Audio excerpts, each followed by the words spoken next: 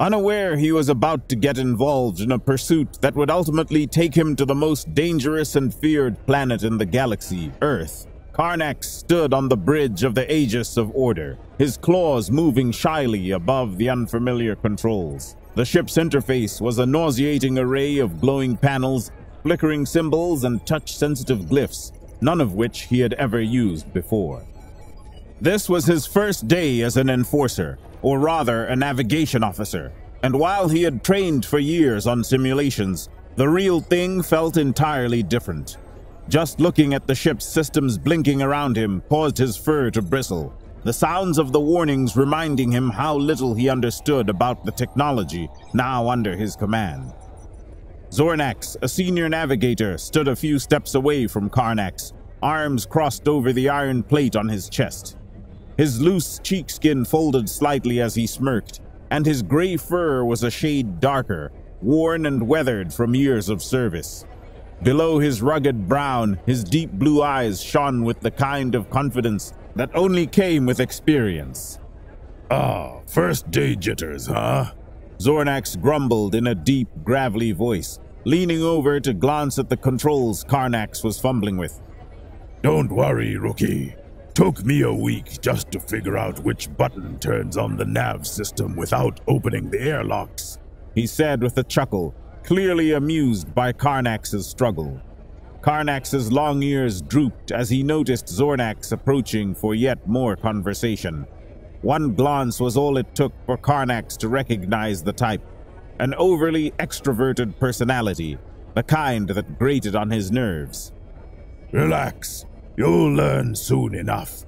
This job's just like the simulations, only with a lot more ways to get us blown out of the sky." He clapped a heavy hand on Karnax's shoulder, the force of it making Karnax nearly stumble. "Just tell me if you need a hand. Wouldn't want you sending us into a star or something." The heavy hand lingered on Karnax's shoulder longer than he felt was necessary. Zornax's grip, firm yet oddly reassuring, seemed to dissolve the tight knot of anxiety in his chest, replacing it with just enough courage to speak up, even if it was just to reclaim a bit of personal space. "Those tiny screens over the nav panel." Karnax shifted slightly, raising a clawed finger toward the navigation panel. "I don't remember them in the simulations."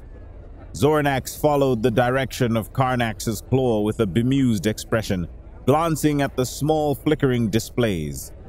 "Ah, yeah. Sometimes we just buy some tech from those Deathworlders. They didn't bother with that in your training, did they?" He chuckled again, releasing Karnax's shoulder at last. "Figures. They love throwing rookies into the real thing without all the bells and whistles first. You'll get the hang of it. Just remember, when in doubt, don't touch anything." His grin broadened, finding amusement in Karnax's unease. Karnax's throat tightened when he noticed the unfamiliar alien script scrolling across the tiny screens. His fur prickled again, this time with a tinge of panic. He wouldn't have to learn another alien language just to do his job, would he? The thought of navigating this maze of foreign technology while deciphering incomprehensible symbols made his stomach churn. As he was already weighing whether to quit before he got himself or someone else killed, the door to the bridge slid open with a quiet hiss. In walked Commander Varax, the ship's captain and highest-ranking officer, followed by 3 other seasoned enforcers. Varax was imposing even by Naxian standards, his broad shoulders and thick, well-kept fur making him look every bit the authoritative figure. His loose cheekskin seemed more taut, as if his face hadn't yet earned the wear of decades in the field. He scanned the bridge with a keen, experienced eye, briefly landing on Karnax, but giving nothing away. "Status reports, Zornax." Karnax swallowed hard, the overwhelming presence of Varax making his previous anxiety about the controls feel insignificant. The commander's reputation as a no-nonsense leader was well known, and Karnax could sense the expectation of competence emanating from the officer. He glanced nervously at Zornax, hoping the veteran enforcer's laid-back attitude might cover for his own inadequacies. at least for now. Zornax quickly tapped at the alien script on the screen with the ease of someone who had done this 1,000 times before. "Drone probes are positioned, Captain," he said, his tone casual, almost dismissive. "No sign of the lizards yet. Maybe that informant of ours is just blowing smoke. Wouldn't be the first time we got bad intel." He glanced at the captain with a smirk, unbothered by the lack of activity. Karnax, who still had no idea why they were even in this system, perked up at the conversation. For the first time, he heard one of the other officers who had come with the captain speak. "Chromella's solid," the officer said confidently. "She's never led us wrong before. Trust me, Cap. Those lizards are gonna hit Edina today, and we're gonna be there to tie their tails." Karnax's eyes widened. Were they really going to make the arrest? He had always known that would be his job eventually, but he'd been told over and over during training that things were usually peaceful. Most crews went years without seeing anything major. This was just his first day, and they were already gearing up for something serious. Why was this happening now? "Hold position," Varax ordered, turning his gaze to Karnax. "First day, isn't it?" Without waiting for an answer, he added, "Of course it is. Prepare us a route to the outer edge of the system. We'll hide the ship behind the outer planet and keep an eye on Edina from there." Karnax straightened up. "Yes, sir," he replied respectfully, feeling the pressure mount. His mind raced back to his training. Thankfully, the task wouldn't require him to use the alien script on the tiny screens. He found the familiar controls and followed the guidelines from memory, running a search through the ship's database to locate what the captain meant by outer planet. A question quickly formed in his mind when he saw the results. "Sir," he asked, "the only object on the outer edge of this system is a dwarf planet by Federation standards. Did you mean that?" Zarnax gave him a sideways look that made Karnax's fur prickle. The room fell into an unnatural silence as even the other officers stopped what they were doing, turning to glance in his direction. Karnax felt a sinking sensation in his gut. Had he said something stupid? Varax's gaze landed on him, heavy and scrutinizing, but instead of directly answering, the captain asked, "What do they teach you about planets in training nowadays?" Karnax's mind raced to recall the rulebook. "We were taught it's important to distinguish between planets and dwarf planets, sir. Some species take offense if you confuse them." Zornax muttered a single word under his breath. "Seriously?" Varax shook his head in mild disapproval, but didn't raise his voice as Karnax had feared. "Forget that. From now on, treat those rocks as what they are. Chunks of debris we can use to hide behind. Understood?" Karnax was surprised by how lenient the correction was. "Yes, sir," he responded, a bit relieved. The captain turned his attention back to the rest of the room, and the atmosphere returned to normal. Zornax, ever the informal guide, clapped a heavy hand on Karnax's shoulder once more. "That was stupid," he said bluntly, lowering his voice. "But don't worry. I'll help you with the nav. The captain won't repeat the order, but we're taking the ship behind the planet and waiting." With Zornax's guidance, the navigation went smoothly. Minutes later, the Aegis of Order was already on course toward the distant planet. Karnax's anxiety began to ebb in the hours that followed, and he allowed himself to relax slightly as he watched Zornax work, trying to absorb as much as he could about the way the senior officer handled the controls. Just as Karnax was starting to feel more at ease, a sudden flash of red script appeared across the tiny screens. Zornax caught a glimpse and his eyes widened. "Captain!" Zornax called out urgently. "The probes just picked up the lizard signatures. They've emerged from hyperspace and are heading straight for Edina." Before Varax could respond, another officer jumped in.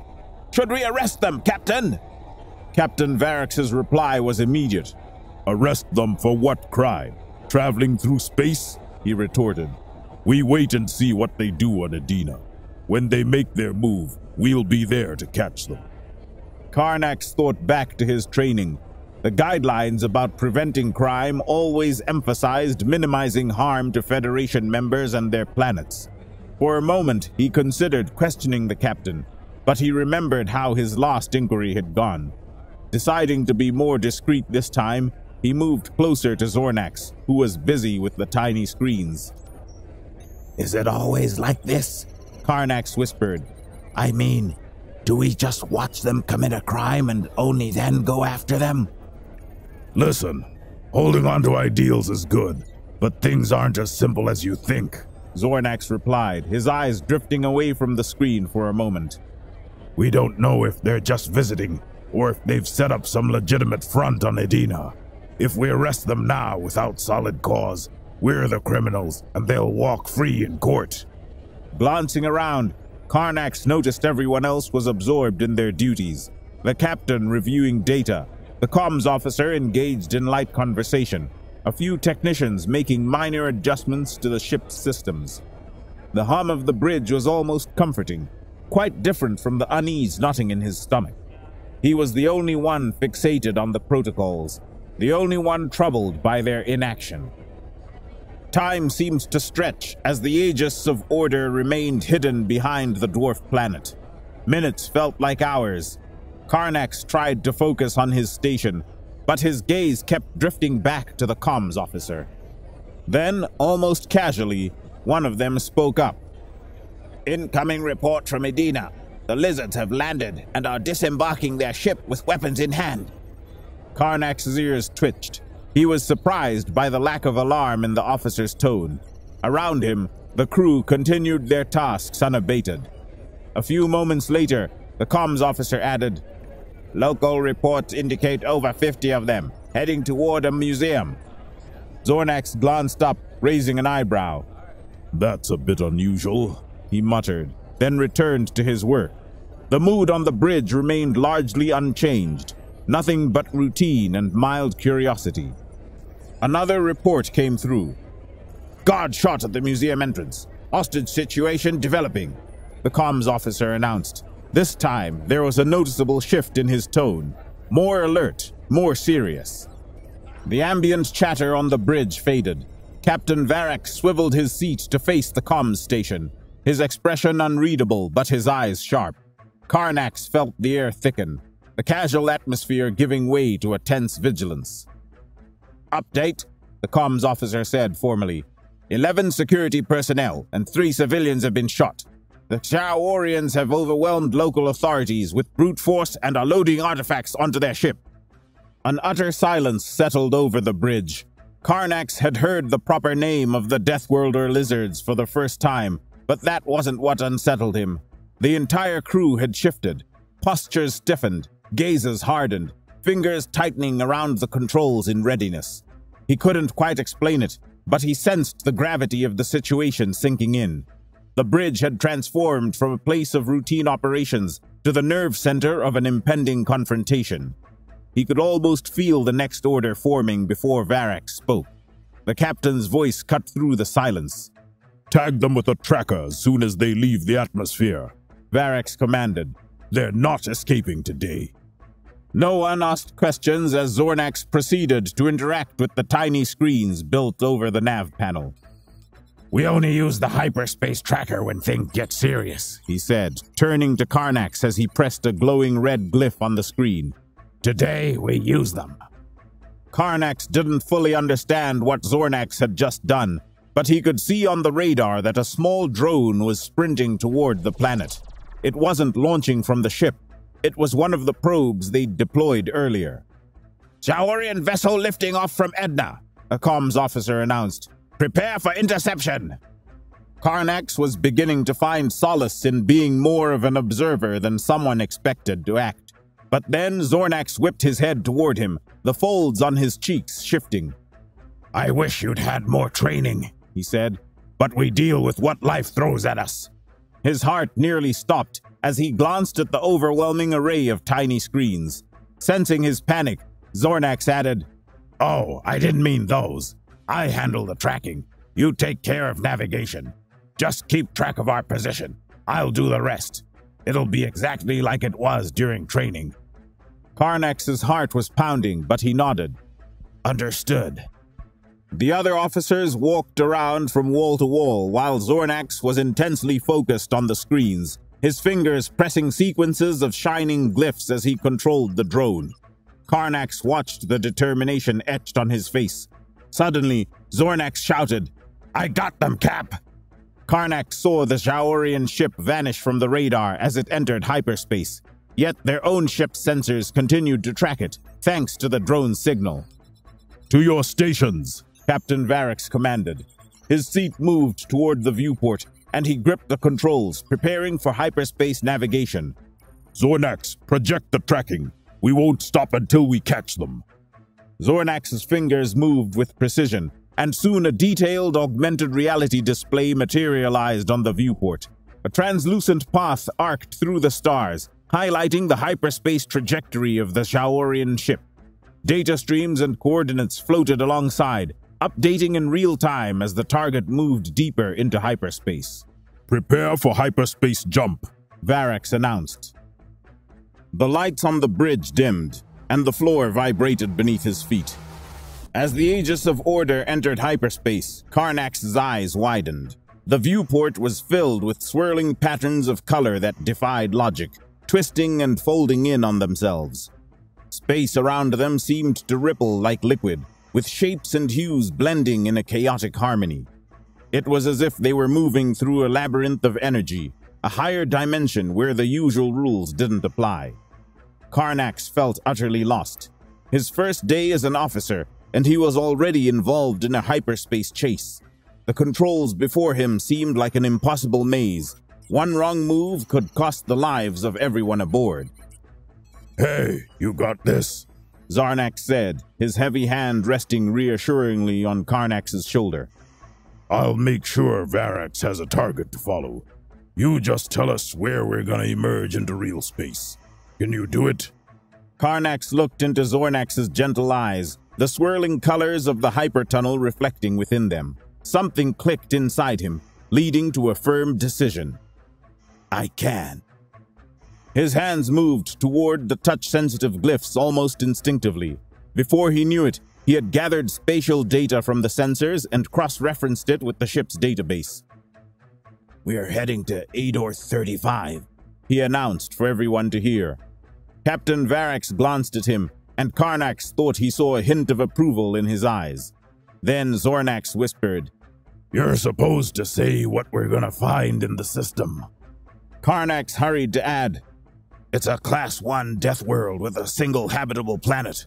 According to the database, it has. He double-checked the data, not believing his eyes. It has just a resort on a mountain, owned by 2 individuals of different species. Zornax whispered, If that's what the database says, then that's what we're gonna find there. Karnax wasn't entirely convinced, but since no one complained about his work, he decided to wait and see. Captain Varix pushed the Aegis of Order to its limits. In just a few minutes, they emerged from hyperspace, a planet looming large before them. Rugged mountain ranges crisscrossed its surface, and swirling storm clouds cast shadows over vast, untouched forests. Nailed the chase, Cap, Zornax announced. They're right in front of us, heading toward the planet. Hail them, Varix ordered. Tell them only their leaders will get life if they surrender. Karnax was paying attention to the conversation, but he couldn't ignore the fact that the Aegis of Order was descending toward atmospheric entry. None of the Federation's official ships were rated for landing after all. We're gonna burn, he whispered to Zornax, panic evident in his voice. Relax, rookie, said Zornax. The Aegis has been modified enough to handle a little friction. She won't melt on us. Modified to handle friction? Karnax could accept a little unofficial use of alien tech, but how did these guys get away with modifying a ship to this extent? And besides, why was Zornax referring to the ship as her?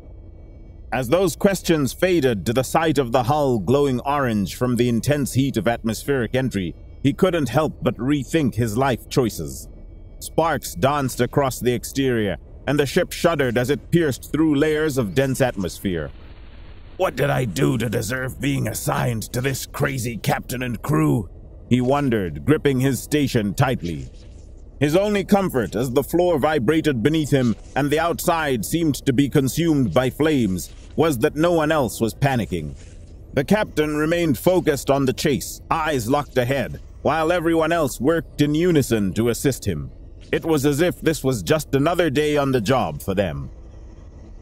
Any response from the Zaorians? Varax asked the comms station calmly, his voice steady amidst the chaos.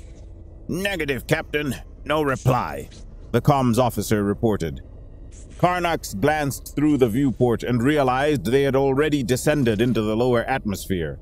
Even without instruments, he could see the Zaorian ship ahead, skimming just above the mountain peaks. Look, there's really a resort on that mountain, Zornax remarked, his attention seemingly elsewhere. Told you could trust the database. Karnax could barely comprehend how Zornax could stay so composed under the circumstances. It wasn't just him. Not a single officer seemed bothered that they had followed criminals onto a random death world with a ship not designed for planetary entry. The chase intensified as they flew close to the surface. The Zaorian ship weaved between jagged peaks and dived into narrow valleys, attempting to lose them among the rugged terrain. Captain Varax matched their every move, maneuvering the Aegis of Order with precision. The ship's modified thrusters roared as they banked sharply around cliffs and soared over deep chasms. Despite their effort, the Zaorians couldn't shake them. Frustration evident, the enemy vessel pulled up sharply, climbing back toward the upper atmosphere. Before Karnax could process what was happening, they had broken through the cloud layers and the stars became visible once more. They're making a run for it, Zornax noted, eyes fixed on his screens. Varax didn't hesitate. Prepare for hyperspace pursuit. Karnax felt his mind racing to keep up. They were entering another hyperspace chase, and he braced himself as the ship accelerated. The familiar yet disorienting colors of the hypertunnel enveloped them again, and he mentally prepared for what lay ahead. This time, no one had to order Karnax. He gathered spatial data from the sensors and cross-referenced it, finding their destination. We're heading to Gnade 75, he announced. Remembering his mistake from the last time, he added, Single habitable planet in this system. The planet is a garden world, home to an avian species, the Valtorians. Karnax looked around to see if anyone reacted to his call, but everyone seemed unfazed. Soon, however, Zornax spoke up. Cap, this is not making sense. He fumbled for words before continuing. What do these Zaorians want? I would think they'd have an escape plan, but they're just hopping from one strange planet to another. Why don't they return to their homeworld instead? Silence filled the bridge as the colors of the hypertunnel glimmered in their eyes. Varax broke the quiet when no one expected him to. Those worlds they're visiting are places under the umbrella of humanity. Most officers would never risk following them there. Karnax noticed a shift among the crew, as if something had clicked in everyone's mind. Of course, it made sense now. Humanity had its own chapter at the Academy, and those classes were filled with ominous warnings. The instructors endlessly repeated the same advice. Never approach Earth or human territory under any circumstances. The Aegis of Order exited hyperspace, and the floor vibrated as they approached the verdant planet below. Lush forests blanketed the surface, massive trees forming a canopy that stretched to the horizon. Rivers wound like silver threads through the greenery, and Karnax could almost imagine the winged creatures that lived there. The novelty and fear of entering a planet with a modified ship were already behind Karnax. His mind stayed focused on the fact that the Zaorians were exploiting humanity's fearsome reputation to evade the law. Even as the captain performed daring maneuvers close to the sea of giant canopies and branches, Karnax didn't panic. He was more preoccupied with the stories he'd heard during training about how bad it was to mess with humans. When the Zaorian ship climbed back toward the upper atmosphere and repeated the same evasive actions they'd used on the previous planet, Karnax could only imagine where they intended to go next. More importantly, He pondered the repercussions they might face for trespassing into territories under human influence. That terrifying species who refused to join the Federation and abide by its laws. A species so formidable that the galaxy collectively chose to avoid provoking them. He snapped out of his thoughts as they entered hyperspace for the third time, realizing that determining their next destination was crucial. Karnax worked swiftly, but when he finished cross-referencing the data, he became speechless. The folds on his cheeks pressed together, and his furred arms shook. He didn't just announce it loudly. He screamed at the top of his lungs, "Stop! We are heading to Earth now!" All the officers on the bridge stared at him, but he didn't sense disapproval in their eyes. When their gazes shifted to Captain Variks, the captain remained silent for a moment before addressing their unspoken concerns. We change course and enter real space at the outer edge of Earth's system. We'll observe from there and see whether the Jaorians have the guts to go to Earth or if they're just bluffing. His words caused the officers to exchange glances. Zornax turned to Karnax and whispered, "Going close to Earth on your first day?"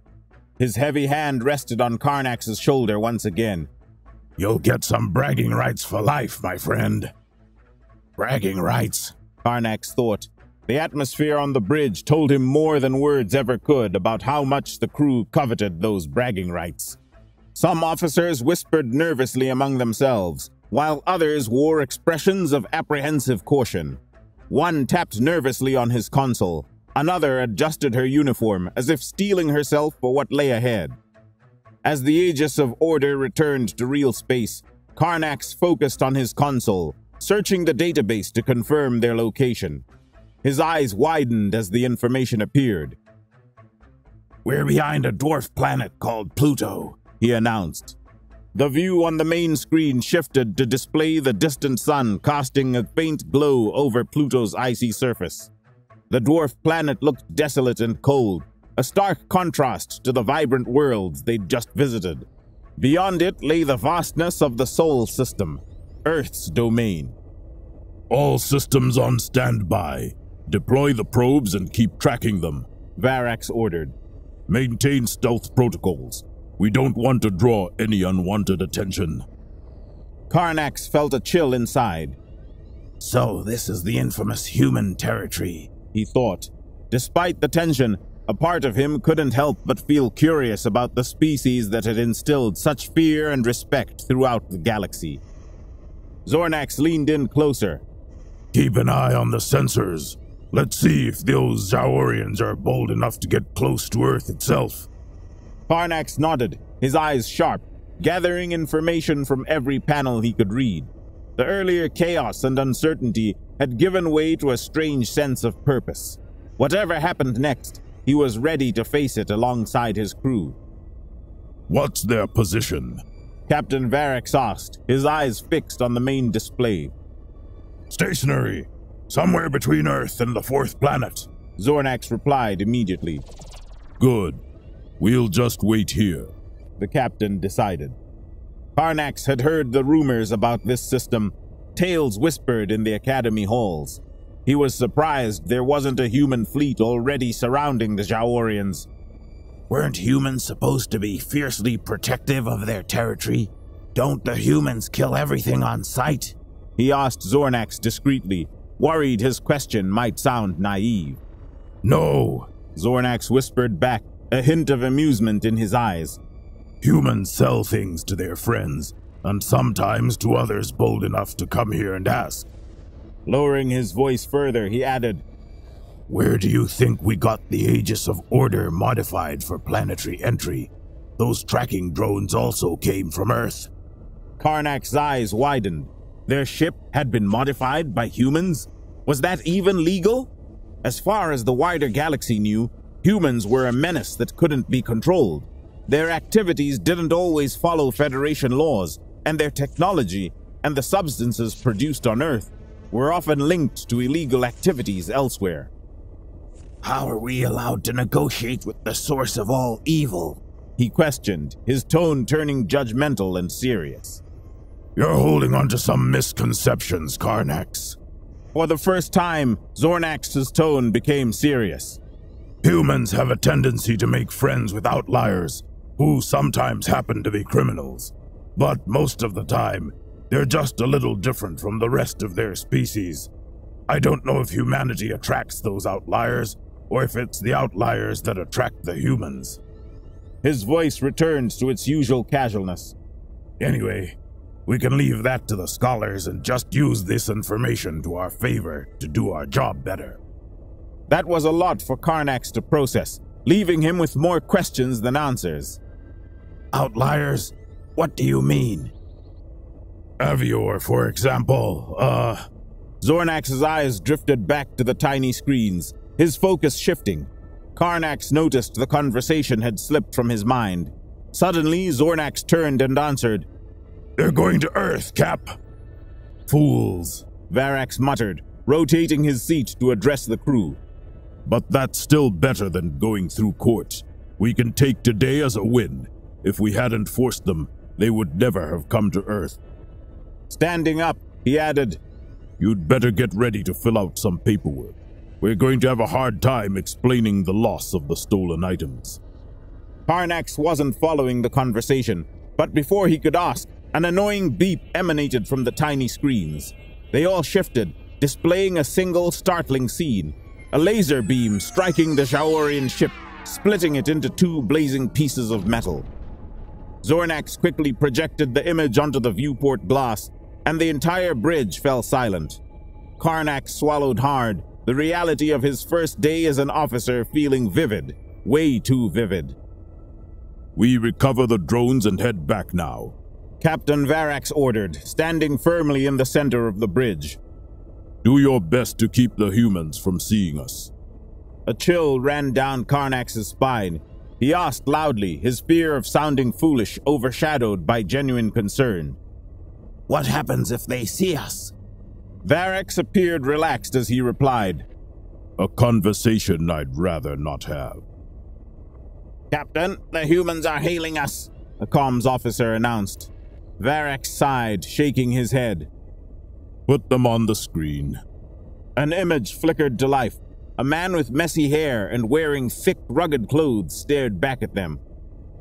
This is the Pluto underground base, he declared. Mind telling me why the cops have come to pay us a visit? Varax exchanged a quick glance with Zornax before responding. You have a base on this dwarf planet? The man's face contorted with irritation. Dwarf planet my ass! To hell with the Federation and fuck Neil Buzzkiller Tyson! The face on the screen softened in what looked like relief. Either you've got a space warrant or something, or you'd better get the hell out of Pluto before all 20 of us hop in our ship. Karnax watched in awe as Zornax scratched his head with a sheepish smile. The captain took a deep breath. No need for violence. We're already leaving. Except for Varax and Zornax, the crew was visibly tense. It wasn't until the drones returned and they re-entered hyperspace that Karnax felt the atmosphere lighten as everyone settled back into their routines. As they approached the central station to report back, Zornax's heavy hand found its way onto Karnax's shoulder once more. You're a good rookie, Karnax. I know this wasn't your typical first day, but I'd hate to see you asking for a transfer. His gaze drifted into the swirling colors of the hypertunnel. It's hard to believe, but for some reason, our crew keeps asking to be relocated, even when me and the Cap do all we can to be extra nice to the rookies. Karnax opened his mouth to speak, but found no words. As Zornax's hand lingered on his shoulder, Karnax realized that this crew was different, if not crazy. Perhaps Zornax was right, and to make friends with humans, one really must be an outlier.